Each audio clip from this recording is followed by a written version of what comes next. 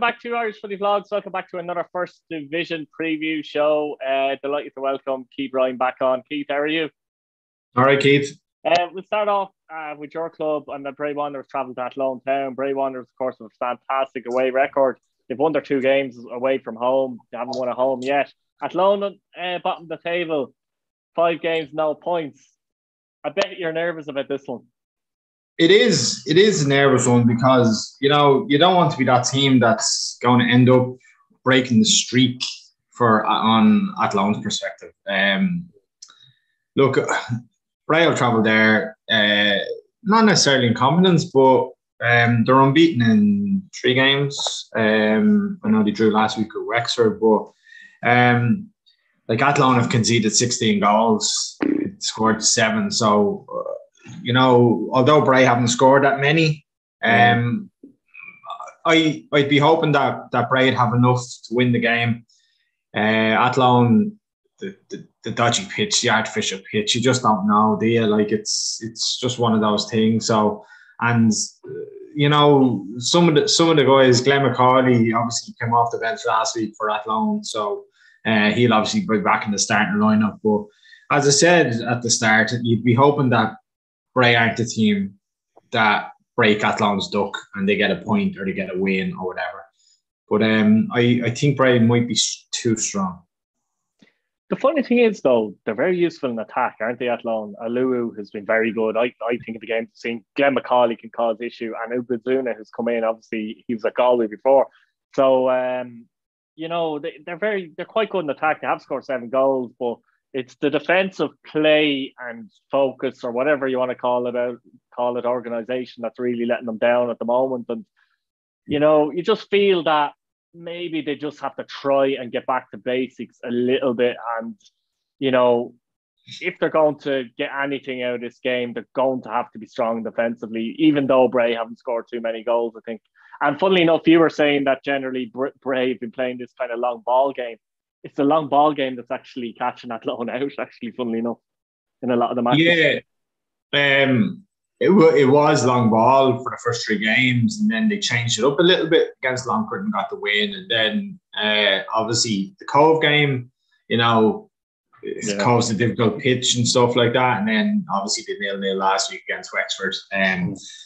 But you're right, Athlone have been caught, particularly off set pieces, I noticed. So it might be something that Bray might look into, and I'm sure they've done their homework on Athlone. So Bray can be strong at set pieces. Like Hughie Douglas can be a threat. He's a bit like Shane Duffy for Ireland. When he goes up, there's always that threat that he might score and might get on the end of a header. So I think for Athlone, Martin Russell, he'll be desperate to get off the mark. He no points after 5 games. You won't be happy with that. There's many they played 6. Yeah, 5 so far. Yeah, it is 5. No points. Yeah. Okay. Even to get a point, and I can't see the many at the game. I don't know what the whole vibe around Athlone is for the team at the moment, because as we discussed earlier on the season, they've brought in a lot of players that we actually don't know who they are or what they're about. There's the odds, and we've mentioned them already in this series. The one thing they do have going for them, Keith, the one thing they do have actually going for them is the fact that at least their games are entertaining. So if you're an Athlone fan, I'm saying, they kind of have to get a bit tighter in the back, and in the technical way and results way, they kind of do to get results. But at the same time, at least an Athlone fan might go to the game and go, look, at least we're losing games, but we're actually scoring goals, and there's a bit of entertainment in the games, at least. Well, that's the thing, Keith. Yeah. They have scored in every game this season, which is a positive. Bray can't say that, a lot of teams can't say they've scored in every game this season. But you say the games are entertaining. Are they entertaining for Athlone fans? Probably not. They're 3-0 down last week against Cork very early on, and obviously at Waterford put 5 past them in the first game of the season. So, I doubt they found the fact they were 2-1 up with a minute to go against Cobh entertaining. I doubt they found that one entertaining. They lost that 3-2, didn't they? Yeah, they did. So. Yeah, but it's a little bit like last night. Ireland, like you're going home, it's a 0-0, you're going home disappointed. Because they won the game, you're going home happy, you know. Same would have happened with him, Cobh. Obviously, you're going home happy, and then you can see 2 goals. So it swings and roundabouts, and it can go from elation to kind of, oh my God, what the hell went on there, you know. So it was put a prediction on it. I don't know, Bray don't score much, or haven't scored that much this season. Athlone concede, so a 1-0 Bray maybe. I'll go 2-1 Bray. I can't see them changing that, what they've done really in their approach and how they've been defending Athlone so quickly. I think it'll take time, and I think Bray might just do enough to win the game. Galway United home to Cobh, and obviously Galway will be very disappointed with that defeat in Longford the last time out. And you know, Cobh are obviously second bottom, but they do have 4 points. Scored 5, conceded 8, so they're doing okay in the goals as such. They're not conceding an awful lot. It's not as if they're not conceding anything, but compared to Athlone and even Bray ahead of them, like they've conceded less. Wexford have conceded more, and even Treacy have conceded the same amount. So they're staunch enough defensively, and that's despite losing Charlie Lyons as well, who was their kind of talismanic centre back there as well. So they go into this game with Galway, probably a little bit wary because Galway lost their last match, to be honest. And you know, Galway will really, and John Caulfield will demand that they go out and get the 3 points here, particularly the way Cork are playing at the moment. Absolutely. So I actually made a mistake last week. I said Galway were 6 points off. They're actually only 3 points off Cork with a game in hand. So for sure, they'll definitely want to win the game. They're at home. Obviously, Terryland or AMDC Park, they'll have a good crowd behind them. You know, Caulfield, the Longford game is a weird one. Like, you know, you're hoping, was he hoping that he'd hang on to the 1-0? You know, Sam Burden scored before half time, and then obviously Craven. Galway are a weird one. Like, you know, once again, we expected him to be up there. And, you know, you said last week, Stephen Walsh's goals have dried up a little bit. I think is it 2 games he hasn't scored or 1 game? I think he's reverted to the left back now as well. I could be wrong. If the Galway fan could let me know, because they're watching every week. But I think he might have gone back to the left back position in the last couple of games as well. So, but in fairness, Wawera's a real threat up front, and he always has been. He's a young kid, so look, I think Galway will win this game. Cobh, they're a weird side as well. You know, Whitmarsh, we keep mentioning them. I think he's good enough to play in the Premier Division. He obviously went to Cobh from Cork, you know. But if he can just get Cobh ticking, and you know they have John Kavanagh, the experience at the back for them as well. So, if he can get Cobh ticking, I can't see him getting that out of the game. You know, it's Galway too strong, way too strong, particularly at home. I think with Galway as well, their midfield, like the controllers in the middle of the park, Conor McCormack and Hurley. Not necessarily goal scorers, though. They won't get you too many goals. They'll probably get 4 between the two of them, to be honest, all season. And that's maybe something they lack a little bit in terms of, you want to get centre midfielders scoring goals. But at the same time, they're good enough to get on the ball and control the game. And they have a bit of everything, if you know what I mean. You know, decent on the ball. They can cover the defence, etc., get into good positions and that. But you can see Galway controlling the game with them two in the middle of the park. As you said, it's difficult I do see a Galway bounce back. Unlike Waterford, I don't think they've got that brittleness about them, you know what I mean? So I do see a bounce back, and I think they'll go and win this game, maybe 2-0. Speaking of Waterford, they take on Longford Town. And based on their last 2 results, this is a very tricky game, based on the last 2 results.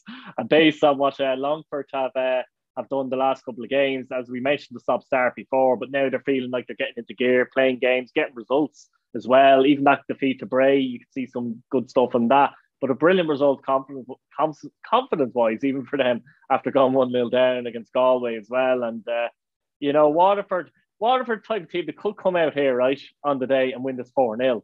That's you know, it's weird. Yeah. They could do that. They have the capability of doing that.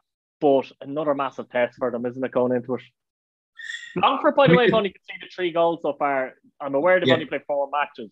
Even so, though, it's quite but Gary Cronin's teams don't concede very many goals. So It's a big game. It's early on in the season. It's a big game for both sides. You know, Waterford be looking to bounce back. They've a couple of bad results in a row. So, and as you said, Longford are on a bit of a roll, aren't they? I mean, Verdon, he seems to be the go-to man for Longford, you know, and he's getting goals. And as we mentioned last week, he seems to have that love for Longford, and Longford have that love for him. So, I think Gary Crone will be happy with a draw here. Gone away to Waterford, you know, like a tough outside. And look, what way is Ian Morris going to line them up? Has he looked at their last few results and said, "Oh, we have to change things up here"? Because at the back they seem to be struggling quite a lot.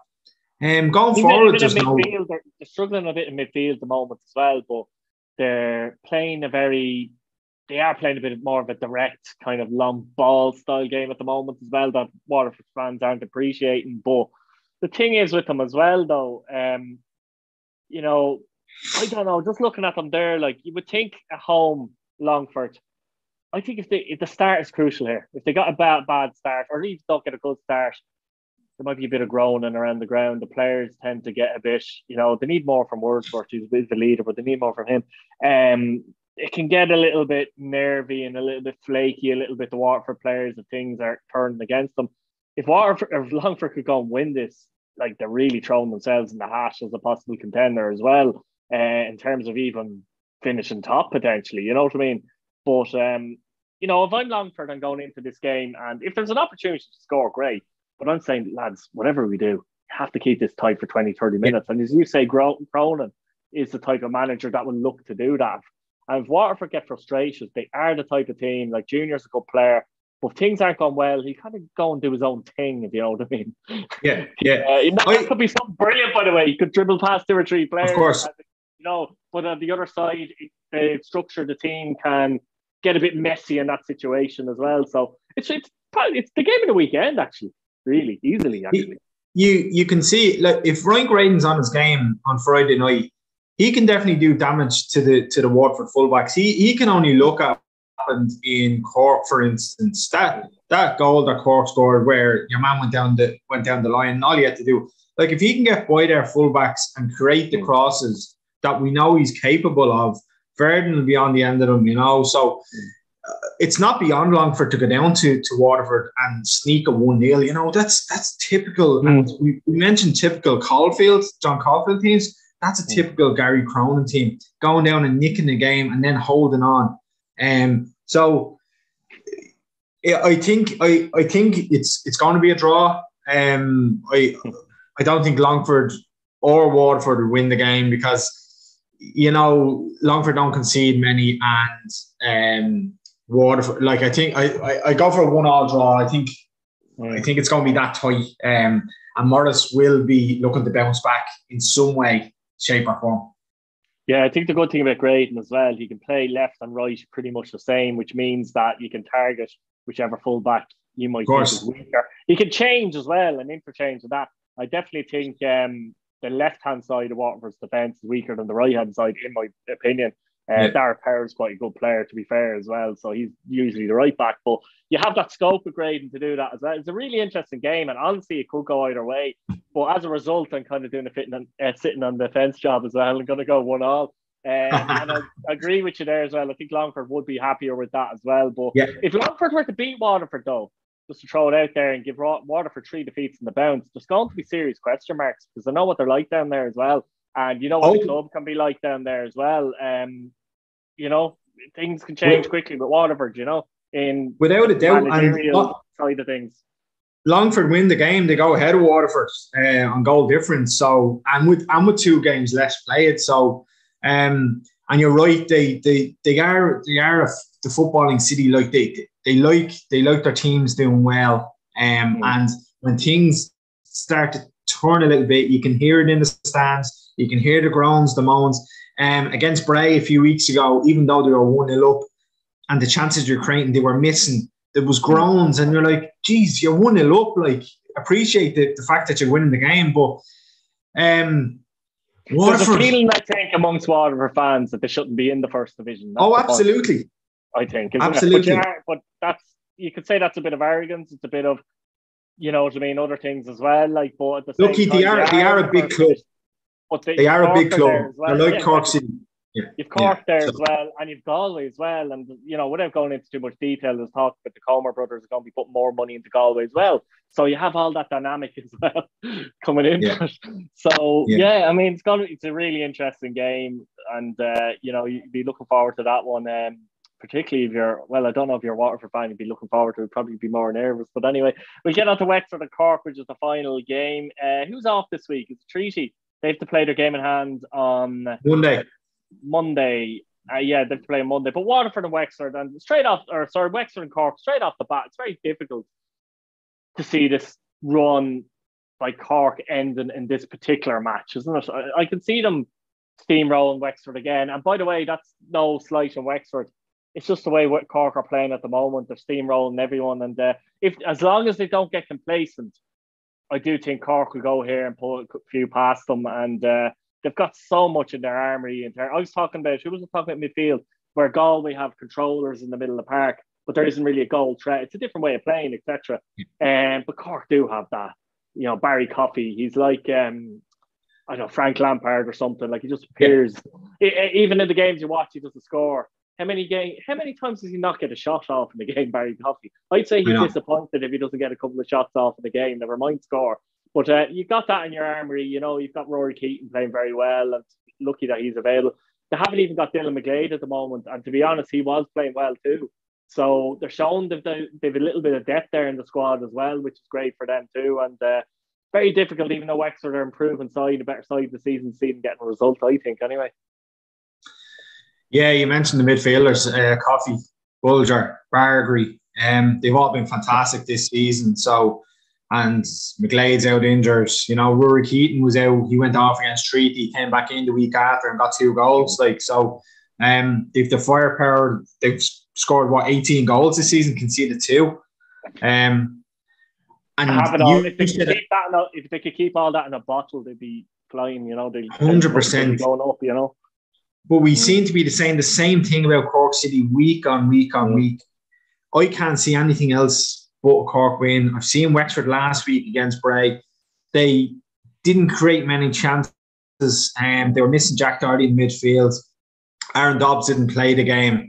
So Doherty has to be back, though, I think, for this game. I don't know if he's back or not, but Cork are so good in the middle of the park there that he's their best midfield player. You see, the thing with Doherty is he's a creative midfielder. He's not someone that will break down the play. And I think Wexford need that type of player in the centre park. Obviously, I was speaking to Luka Lovic last week. He'd be the ideal player to kind of sit in there and break up those midfielders, but he's out injured.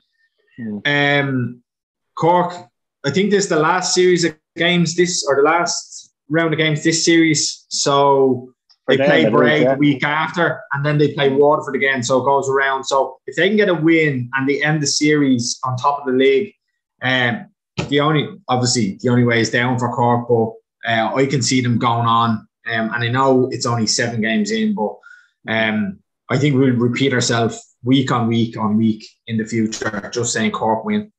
Well, I think Cork City fans would be happy if we repeat ourselves week and week and week about that, because last year we were repeating ourselves week on week and week for the wrong reasons.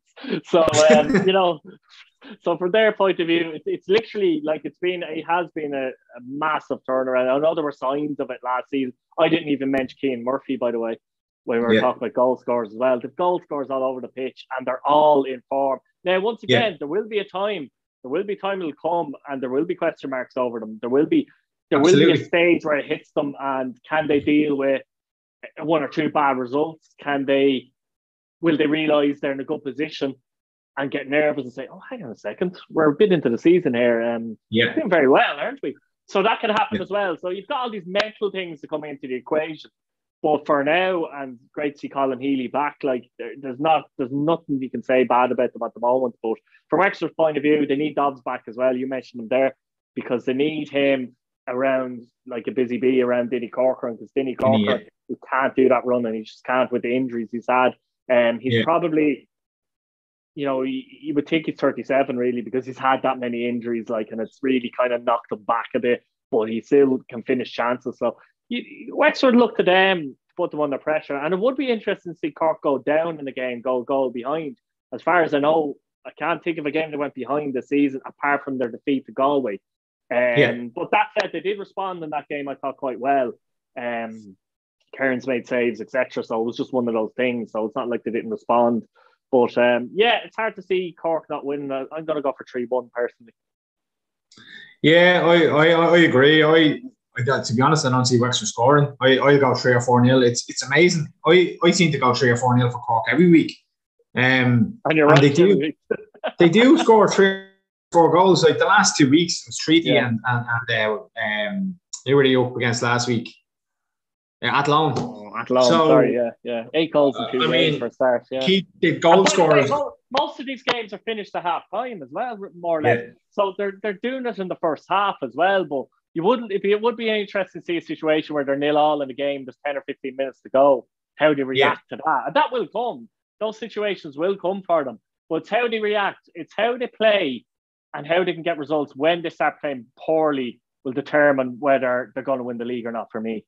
Yeah, good teams, good league-winning teams, when they're playing poorly, they always end up getting results. Whether it be a 1-0 or it's off someone's backside or whatever. Even a jammy draw, Yeah, or they always keep the pressure on, and eventually something comes. So you're right. If a game is 0-0 going into the last 10 minutes, have they got those players? And with Gilchrist at the back and O'Connor, experienced members as well, by the way. He's a defender, isn't he? Will they turn around to the young boys and lift them a little bit just to get them over the line? And I think they will. I don't think it's going to be a problem for Cork City. And I think 5-0 maybe even this week. Poor Wexford. Gavin won't be happy. Look, guys, you won't. Look, guys, we'll leave it there. Thanks very much for watching. Thanks, Keith, for coming on. Anyone who hasn't subscribed, please hit your subscribe button, hit your bell notification button as well, so you keep up to date with all the videos we do.